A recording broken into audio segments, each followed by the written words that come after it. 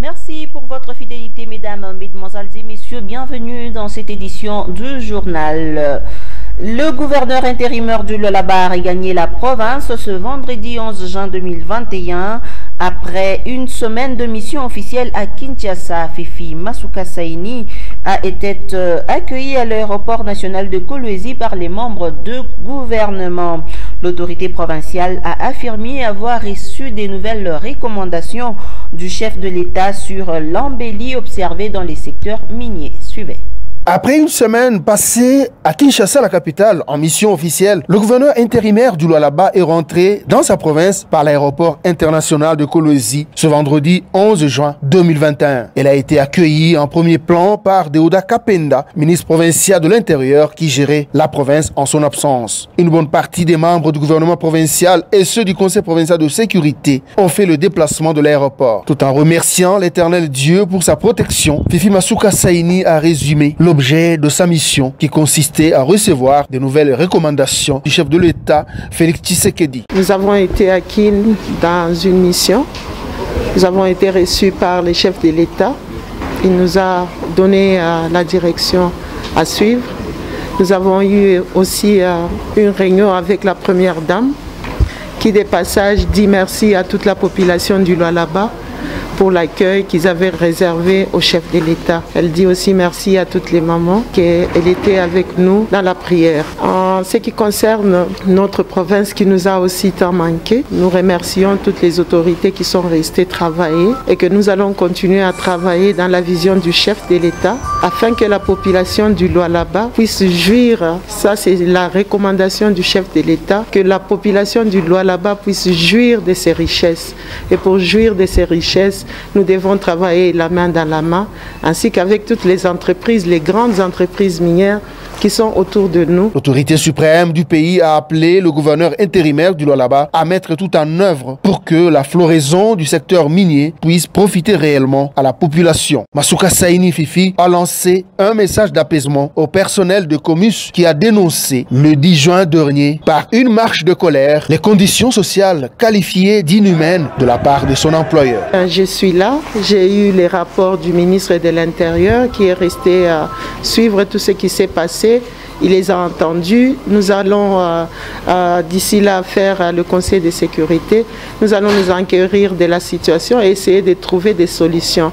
Aujourd'hui, il y a l'embellie de prix de toutes les matières premières. Nous pensons que nous allons nous entretenir avec des sociétés chinoises et les autres sociétés minières afin que la vie sociale de la population qui réclame tant puisse trouver des solutions. L'autorité provinciale a conclu par sensibiliser ses administrés sur le respect des gestes barrières et le port obligatoire de masques en lieu public pour se protéger contre la troisième vague du coronavirus. Nous demandons à toute la population de Lualaba de pouvoir se protéger, porter les masques, respecter la distanciation, car la vague de Covid de l'Inde est dans la République. Donc nous demandons à tous, enfants, jeunes et vieux, de pouvoir se protéger et protéger les autres. Quand on se protège, on protège toute une famille. Sans repos, Fifi Masuka s'est directement dirigé à son cabinet de travail pour s'attaquer aux problèmes de sa province. Et puis la somme de 16 millions de dollars serait mobilisée pour l'organisation de la cérémonie de rapatriement de reliques du premier ministre de la République démocratique du Congo et héros national Patrice Emery Lumumba. Cette annonce divise la classe politique lualabaise. Suivez. 16 millions de dollars pour organiser les cérémonies de rapatriement de restes de Patrice Emery Lumumba, première ministre de la République démocratique du Congo. Ceci ne passe pas et sonne mal dans les oreilles de la jeunesse kabiliste qui estime que cette somme considérable pourrait servir le gouvernement national à lutter contre la troisième vague de la Covid-19, a souligné le président provincial de la jeunesse kabiliste du Lualaba, Bouffon Fangana. Dépenser 16 millions de dollars pendant que la population est en train de croupir. Vous parlez aujourd'hui de troisième vague, demain ça sera cinquième vague. La gratuité de l'enseignement raté et en soi rien ne marche. Donc nous avons besoin qu'on affecte cet argent dans d'autres secteurs. Et même s'il s'agit d'aller récupérer cette dent, moi je pense que ça serait mieux. Il y a même le ministre des Affaires étrangères qui peut aller récupérer la dent. Ce n'est même pas un problème. Et ces autorités doivent venir ici. Mais combien d'argent qu'on peut dépenser en RDC? Nous respectons beaucoup plus la lutte de Lumumba. Nous respectons tout ce qu'ils ont dit, mais le montant à dépenser, à louer, je pense que ça s'appelle échappatoire. Le parti lumumbiste soutient les efforts que le gouvernement national fournit pour le rapatriement du reste de Patrice Emery Lumumba, l'héros de la République démocratique du Congo. Mais depuis tout ce temps ici, il y a des gens qui ont consommé 1000 fois ce montant sans pour autant arranger les histoires. Et pour honorer seulement la mémoire de celui qui nous a donné l'indépendance, que nous sommes en train de vivre des problèmes et nous sommes en train de vivre aujourd'hui, ça devient un problème. Je ne pense pas. Lumumba doit être honoré. Et cette relique-là doit être rapatriée avec tout honneur possible, puisque c'est un événement international, c'est pas seulement national. Le 16 millions d'ailleurs, c'est insuffisant. Signalons que le gouvernement congolais s'active déjà pour le rapatriement des reliques du héros national Patrice Emery Lumumba dès ce 21 juin, que la cérémonie se tiendra en présence du président de la République démocratique du Congo, Félix Antoine Tshisekedi Tshilombo.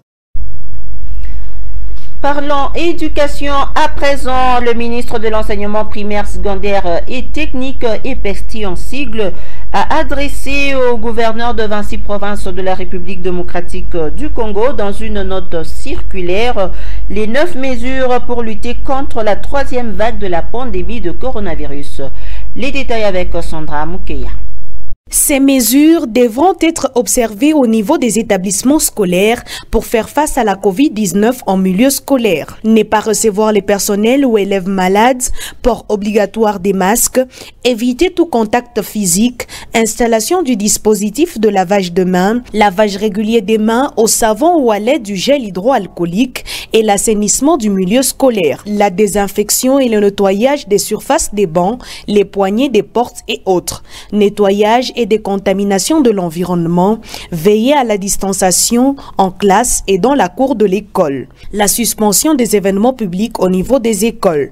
Outre ces mesures coulées dans sa note circulaire, le ministre Tony Mwaba a procédé à la validation du protocole actualisé de lutte contre le coronavirus en milieu scolaire, lesquels avaient été mis en place par la task force du ministère de l'EPST pour lutter contre la pandémie. Parlons de la pandémie de coronavirus. Après que le ministre provincial de la Santé du Haut-Katanga ait annoncé la venue de la troisième vague meurtrière, l'équipe de riposte contre le Covid-19 s'est rendue dans le territoire de Kipushi ce vendredi 11 juin 2021 pour lancer officiellement la campagne des vaccinations contre cette pandémie. Les détails dans ce reportage. Lancement de la campagne des vaccinations de lutte contre le Covid-19 à Kipushi, c'est vendredi 11 juin 2021. Ce lancement a été effectué dans l'enceinte de l'hôpital du Cinquantenaire par l'équipe de riposte contre le coronavirus. C'était en présence de l'administrateur intérimaire du territoire de Kipushi, M. Jean-Jacques Chola, du médecin-chef des zones de Kipushi, les docteurs Delil Kizanga et de quelques autorités sanitaires de Kipushi. Premièrement, avant de lancer lancé, une série de questions-réponses avait servi du début de cette campagne adressée aux personnes volontaires désirant se faire vacciner. Dr Delil Kizanga, médecin-chef des zones de santé de Kipushi, était la première personne à pouvoir recevoir le vaccin. Après avoir reçu la vaccination, la personne vaccinée est obligée de se reposer plus de 30 minutes et cette dernière va s'en aller qu'après évaluation des agents. Avant de clôturer cette séance de lancement de la campagne de vaccination, l'administrateur du territoire Jean-Marie Chola a invité toutes les personnes volontaires à pouvoir venir se faire vacciner. Comme vous, je viens d'assister à la première dose de vaccination du premier candidat, le médecin-chef de zone de santé. Et alors, comme c'est volontaire, je demande à la population de se faire vacciner parce que si la majorité est vaccinée, nous allons développer ce qu'on appelle une immunité collective. Nous allons lutter contre cette pandémie qui ravage le monde entier. Puis suivi du docteur Delil Kizanga qui a livré ses impressions après avoir reçu son vaccin. Il n'y a pas de crainte parce que déjà nous voyons que les gens qui se font vacciner continuent à mener leur vie normalement et ils sont là. Et nous aussi, nous continuerons à mener notre vie. Nous sommes là. C'est que dans toutes les responsabilités que nous avions, nous allons continuer toujours à pouvoir travailler. Il s'y est dénoté que la cérémonie s'est déroulée parfaitement. Et à Likassi, un accident de circulation s'est produit ce vendredi 11 juin 2021. Un minibus de marque Yas s'est renversé tout en engendrant plusieurs dégâts matériels et humains. Reportage. Des hommes et femmes et même des enfants qui croyaient joindre la cité au centre-ville de Likassi la matinée de ce vendredi 11 juin 2021 se retrouvent finalement gardés dans des structures sanitaires pour des soins appropriés alors qu'ils étaient à bord de ce minibus qui s'est renversé. Ils ont connu le pire, un accident de circulation qui a engendré d'énormes dégâts tant humains que matériels lors de la traversée non loin des bureaux de la Croix-Rouge. Donc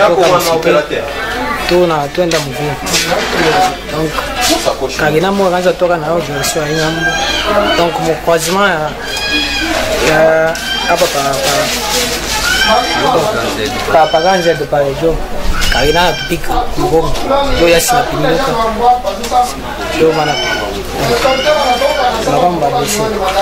à cet endroit où la crevasse est à la base du déséquilibre du volant, causant ainsi cet incident, les stigmates, c'est aussi cette main de l'enfant amputée sans consentement par les sièges.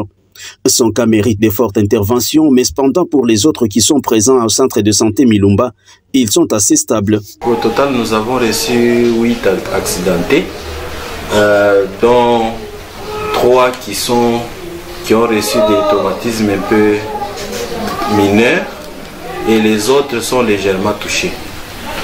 Mais parmi les 3, il y en a un qui a une plaie contuse au niveau de son avant-bras droit. Les autres, c'est des traumatismes crâniens, un traumatisé crânien et les autres, ce sont les membres qui sont touchés. Normalement, ils sont stables en dehors du traumatisé crânien parce que le traumatisme crânien évolue heure par heure. On ne sait pas dire comment il se portera dans quelques minutes, mais il est stable à cet instant. Le conducteur de la voiture ayant percuté le minibus jusqu'à créer les victimes collatérales aurait pris la poutre d'escampette. Parlons d'accidents de circulation. Des bus des 2 agences de transport sont entrés en collision ce vendredi 11 juin 2021 à hauteur de Ngouba. Plusieurs dégâts matériels ont été enregistrés. Suivez. C'est l'excès des vitesses dans des bus de ces 2 agences des transports de Likassi qui est beaucoup plus évoqué sur le lieu de l'événement. Les pare-brises d'un d'eux est complètement brisé et l'autre est son derrière, bonnet après collision. Nous sommes sur la route Kolwezi à hauteur du pont d'Ngouba. Selon les témoignages recueillis sur place, ce gros bus d'une des agences des transports de Likassi est allé finir sa course dans cet autre. On était derrière le bus KKS. Le chauffeur était tellement en vitesse. Alors le bus KKS freinait. Alors devant lui il y avait un camion track. Alors lui, comme il n'a pas pu freiner, il a cogné derrière le camion, le bus. Oui, c'est le bus handicap qui a cogné. Aucun mort n'a été enregistré hormis un blessé grave qui a été d'ailleurs évacué d'urgence dans une des structures médicales des Fungurume pour y recevoir des soins. Les clients dans les bus sont traumatisés. À cet effet, le trafic sera handicapé pendant quelques heures. C'est avant qu'on ne voie comment évacuer les deux engins. Puis le ministre des Infrastructures du Lualaba, Paulin Kalao, a effectué le jeudi 10 juin 2021 une descente d'inspection dans différents chantiers initiés dans la ville de Kolwezi, notamment à la cité Kapata, sur la route Bypass et au quartier Ewabora. Les détails dans ce reportage. Le ministre provincial intérimaire des infrastructures a fait la ronde d'inspection des différents chantiers initiés dans la ville de Kolwezi, que ce soit par la mairie, la commune ou par le gouvernement provincial. Sur l'instruction du gouverneur intérimaire, Paulin Kalao a commencé par la cité de Kapata pour se rassurer des travaux lancés par l'exécutif provincial sur les avenues Mointiave, Goman, Bukavu, Panda, Foyer Gécamine. Le patron des infrastructures dans les Lualaba et sa suite se sont rendus sur la route Bypass. Ici, les travaux d'agrandissement de la voie évoluent sans désemparés. Nous sommes en train de... Donc parce que la route, quand Grexit avait fait, la route était à 8 mètres. Comme il y aura trafic de gros camions, on était obligé d'aller à 12 mètres. C'est que nous sommes en train d'élargir la route, donc de 8 mètres à 12 mètres. Et puis, il n'y avait qu'une seule couche de latérite. Pour le moment, nous mettons les géogrites et puis la couche de base, la couche de finition. Après cette couche, on viendra avec les couches, comme vous avez vu sur Bypass. La durée de combien de temps d'ici fin juin, on aura terminé. Merci. Le nouveau pont Fachi-Béton reliant la cité Manika au quartier Ewabora a été également visité par Paulin Kalao, toujours avec l'idée de se rendre compte de l'évolution de ce chef-d'œuvre initié par Fifi Masuka Saini. Déjà au niveau de Kilé, on est en train de mettre des barres d'attente et tisser les étriers. Demain, on va construire les moellons en béton cyclopéen. L'avenue Ungungandu au quartier latin dans la commune Manika et les axes secondaires en pleine réhabilitation n'ont pas échappé au contrôle du ministre. C'est dans la mission qui nous est confiée. Nous étions aujourd'hui, comme vous venez de le dire, sur le terrain, afin de palper des doigts les différents travaux qui s'exécutent au niveau de la province, au niveau de la ville. Il y a des remarques que nous allons faire aux entreprises parce qu'il y a des constats que nous venons de faire et nous allons convoquer les entreprises afin de leur faire ces remarques dans le sens d'améliorer la manière de travailler. Ceci n'est que la première étape de sa série de visites chantiers de la Provence. Il promet également de se rendre dans les Lualaba profonds pour la même mission avant la tombée de la pluie. Nous parlons toujours infrastructure. Les travaux de réhabilitation des routes au quartier Ewabora évoluent normalement. Initié par le bourgmestre de la commune d'Ilala, Deogracias Kalbunda, bientôt ces artères seront totalement asphaltées. C'est ce que nous dit Charme Katembo dans ce reportage. C'est depuis peu que la commune d'Ilala s'est investie dans la réhabilitation de certaines artères du quartier Kanina sous l'impulsion du gouvernement provincial du Lualaba. À ces jours, ces travaux évoluent normalement, à en croire le chef des chantiers.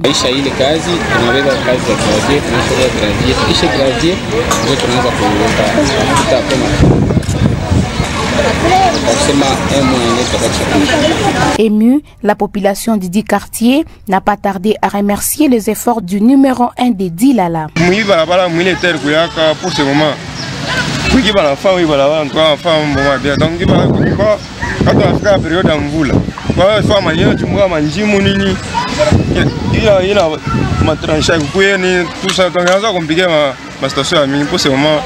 en tout cas, je félicite ça le gouvernement est toujours la fac parce que il y a un volontaire ya kutengeneza barabara. Shii tunasikia furaha hivi kutengeneza barabara juu barabara ilikuwa na maji kwa kila mtu anasema kama kutoka mtu kwa malari hiyo kwa kwangu. Lakini tunampigia merci sana hivi tutengeneza kwa barabara na kumbuka kuna kutekea kwa kudra. Mungu ambariki sana endelee na kufanya kazi. Bila tufaa bia vile barabara kutengeneza hii barabara. Kaza tu mvumbi biaza tu kufaa bia mavumbi. Vile tu anatuajie kunjua kutengeneza hii barabara tunashikia bia. Na barabara haina paka hii. Les bourgmestres de la commune de Dilala, Deogracias Kalubunda, ne dérogent pas à la vision du chef de l'État, Félix Antoine Tshisekedi Tshilombo.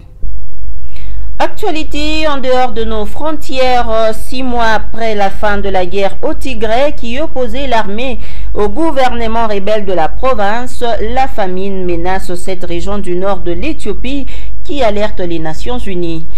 Près de 350 000 personnes, dont 30 000 enfants, sont concernés. Suivez. Au Tigré, dans le nord de l'Éthiopie, des centaines de milliers de personnes en sont réduites à boire l'eau de leur bétail ou à se contenter de quelques morceaux de pain. Ce sont 2 des nombreux points énoncés dans le rapport des Nations Unies. Les États-Unis et l'Union européenne réclament une action rapide pour éviter une famine de grande ampleur. To be very honest, people are at a starvation level with excess mortality. This is 350,000 is the highest number we have recorded since the Somalia famine in 2011. Au total, 5,5 millions de personnes auraient besoin d'une aide alimentaire d'urgence. Ce constat alarmant est la conséquence du conflit qui mine la région entre l'armée éthiopienne et les rebelles du Front de libération du peuple du Tigré. Lors du lancement de l'opération militaire début novembre, le Premier ministre éthiopien avait promis une victoire rapide. Mais depuis 6 mois, le conflit s'est enlisé et impacte très fortement les populations locales. D'après l'ONU, certaines zones seraient interdites d'accès aux humanitaires. We need unimpeded access to those areas that we have not been able to reach to this point. And we have faced severe constraints. We are stopped by armed actors from reaching certain areas. Des allégations balayées par le gouvernement éthiopien, qui de son côté affirme que le risque de famine n'existe pas et qu'aucune restriction d'accès n'a été constatée. We don't have any food shortage. It is not a position to declare famine in current Tigray region. Le conflit au Tigré a déjà fait plusieurs milliers de morts. 2 millions de personnes ont dû quitter leur maison pour fuir les combats. Nous parlons sport pour finir avec cette édition du journal. Le comité de la Ligue provinciale des arts martiaux mixtes, l'OLABA, a été installé le week-end dernier. Il sera conduit par Sylvain Doua Mavoka, qui a au cours d'une interview parlé des objectifs de son comité. Il est devant la caméra de Cléophas Sangongo. Nous avons installé le comité, c'était les dimanches où nous avons été installés, c'était les dimanches derniers, le comité provincial de la Ligue d'arts martiaux mixtes au niveau de la province du Lualaba. À notre niveau, nous comptons commencer par l'identification des athlètes. D'ailleurs, le coach provincial est à pied d'œuvre depuis le lundi, juste après l'installation du nouveau comité. Il est assisté d'une dame que vous connaissez très bien, elle c'est Madame Ciara. Madame Ciara, elle est juge-arbitre du côté de la boxe et aujourd'hui elle a accepté de nous accompagner pour que nous puissions réussir ensemble.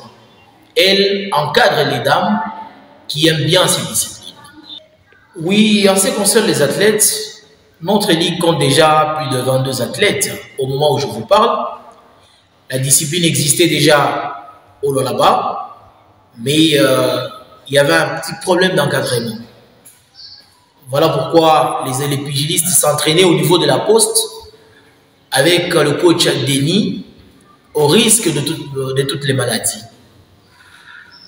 Mais pour la réussite de la discipline dans la province du Lualaba, nous comptons avoir aussi un endroit approprié pour le déroulement de nos compétitions, pourquoi pas les championnats que nous allons organiser localement.